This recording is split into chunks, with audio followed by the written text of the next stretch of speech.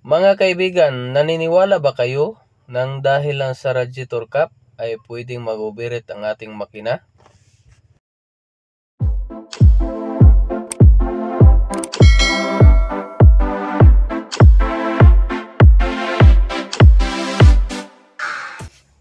Okay mga kaibigan, welcome back sa aking channel, ang Kaibigan Motor Garage.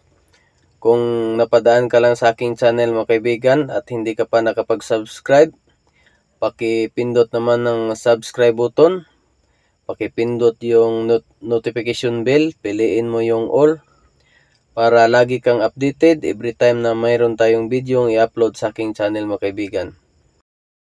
So mga kaibigan, yung topic natin ngayon yung tungkol sa radiator cap.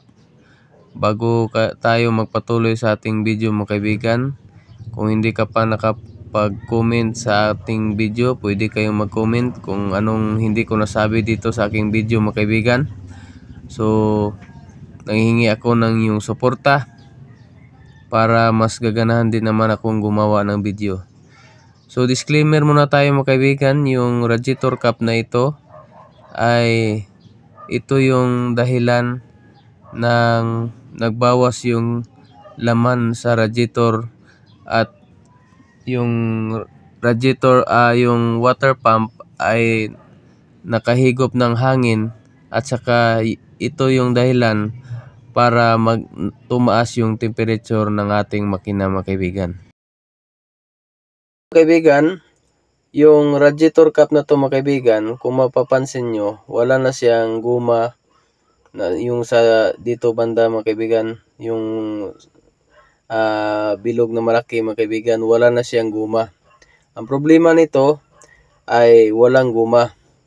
So kapag ganito na sitwasyon ng inyong radiator cap mga kaibigan, mas maganda mga kaibigan, maghanap ka ng paraan para mabilihan mo ng bago kahit replacement lang mga kaibigan. Dahil kung kapag ganito na yung sitwasyon ng inyong radiator cap, pwede naman mga kaibigan na kahit ganito lang, basta maalagaan mo lang sa pag-check ng tubig, lalo na sa umaga mga kaibigan. Pero kapag ganito na yung sitwasyon ng inyong radiator cap, mas maganda mga kaibigan na palitan mo na para maiwasan mo yung pag-overheat ng iyong makina. So mga kaibigan, yung ginamit nila dito ay tubig na. Kung mapapansin nyo ay kinakalawang na yung kanyang radiator cap. Mas mainam mga kaibigan na palitan nyo ng coolant yung cooling system mga kaibigan. So kung mapapansin nyo ay goods pa naman yung bilog na maliit mga kaibigan. Kung hilain mo, mayroon pa naman siyang puwersang nilalaban. So ang problema lang dito, yung guma lang po ang nawala dito sa mga kaibigan.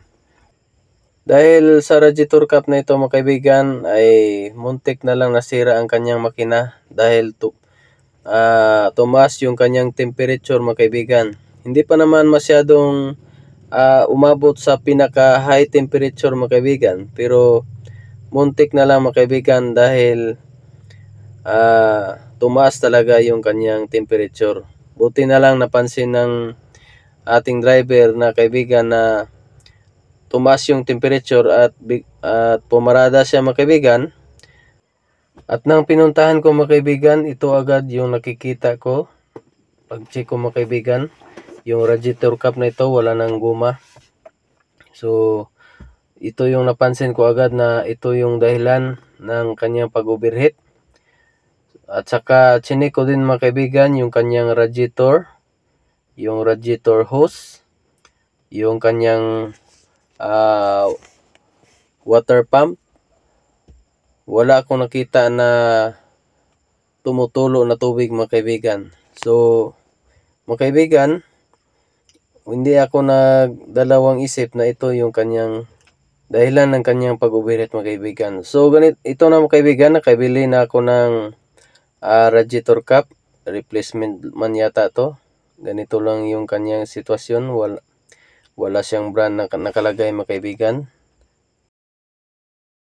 So sa radiator cap mga kaibigan, sa pag-check ng radiator cap kung okay pa yung radiator cap mo, ang una mong gagawin mga kaibigan, ipipress mo ito mga kaibigan. Dapat medyo matigas.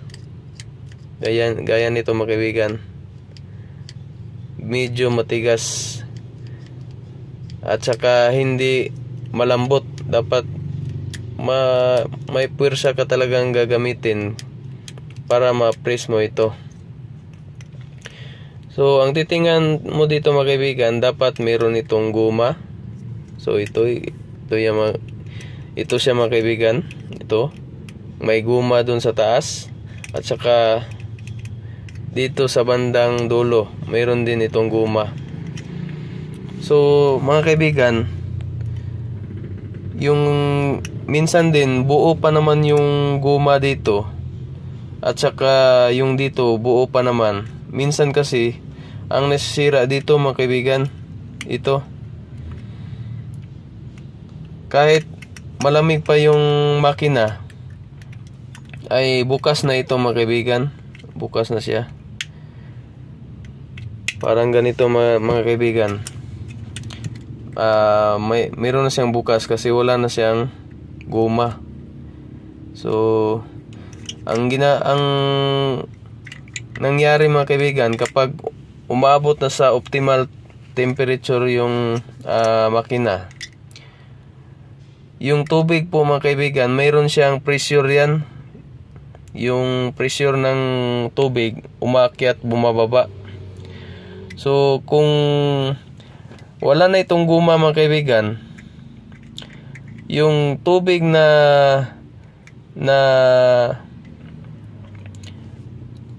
yung tubig ng radiator ay doon niya tinatapon sa reservoir, hanggang sa mapuno niya yung reservoir na nilalagyan ng coolant or tubig, hanggang sa mapuno yon. At saka uubusin niya yung tubig nasa radiator mo hanggang sa tumaas yung temperature ng makina. So mahalaga mga kaibigan na alam natin na yung radiator cap ay isa rin sa dahilan na nag-overheat yung makina.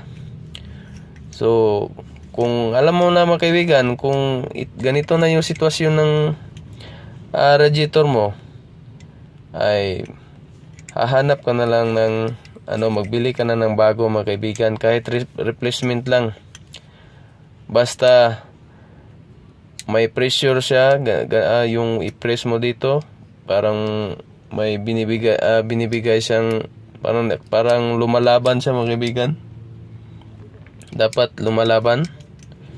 So ganyan na mga kaibigan sa pag-check ng radiator cap. Ito lumalaban pa rin naman, kaso ang nawawala dito yung kanyang rubber. So ganito sana may rubber mga kaibigan, kasi ang trabaho nito mga kaibigan, yung guma na ito mga kaibigan, tinatakpan niya yung butas sa bunganga ng radiator cap. So ipapakita natin mga kaibigan. So dito mga kaibigan, ito na yung sinabi ko kanina, yung guma na wala dun sa radiator cap kanina. Dito yan siya lumalapat banda mga kaibigan, yung kanyang guma sa ating radiator mga kaibigan. So dyan siya mga kaibigan, lumalapat yung guma sa dulo ng ating radiator cap. At kapag kulang naman yung coolant or tubig sa ating radiator mga kaibigan, itong butas na yan, yung sa radiator cap, may butas din dyan na karugtong dyan sa yung may spring na yan, yung maliit na butas na yan. Dyan yan siya kumukuha ng tubig mga kaibigan. Yung hose na yan, yung sa Starex na reservoir, ay yung hose na yan, yung bandang dulo na yan, ay nasa ilalim ng radiator reservoir. At sa radiator reservoir rin mga kaibigan, yung sa coolant reservoir, meron din niyang drain mga kaibigan. So kung mapapansin mo, yan yung sa dulo na yan, meron siyang kulay kalawang. Yan lumabas yung tubig na sobra galing sa radiator. Kaya kung mapapansin nyo mga kaibigan, yung reservoir natin, meron din siyang level na tinitingnan natin na meron siyang low at saka full. Dapat kung umaga ay nasa full level lang yung ating coolant. At kapag uminit na yung makina mga kaibigan, pag check mo na lumagpas na, halos napuno na, huwag ka nang magpatumpik-tumpik pa mga kaibigan. Tingnan mo na agad yung radiator cap, baka ganito na sitwasyon, palitan nyo na agad, agapan nyo na. So ito magiging resulta mga kaibigan, no? Kapag ang gagamitin mo ay tubig na kahit sabihin mo pang distilled ang gagamitin mo, kakalawangin pa rin yung sa loob ng iyong makina. So kapag ang kalawang mga kaibigan ay marami na at magiging putik na yan sa loob, yung radiator mo mga kaibigan ay magiging barado na. Yan din yung dahilan na mag-overheat yung iyong makina. Kaya ang payo ko mga kaibigan, mas maganda coolant na lang yung ating gagamitin para iwas kalawang sa loob ng ating makina. So hanggang dito na lang tayo mga kaibigan, no? Maraming salamat sa iyong panonood. Sana mayroon kayong natutunan sa aking video na aking ginawa mga kaibigan. Magkikita naman tayo mga kaibigan sa susunod na video na aking gagawin. Maraming salamat sa inyong panonood.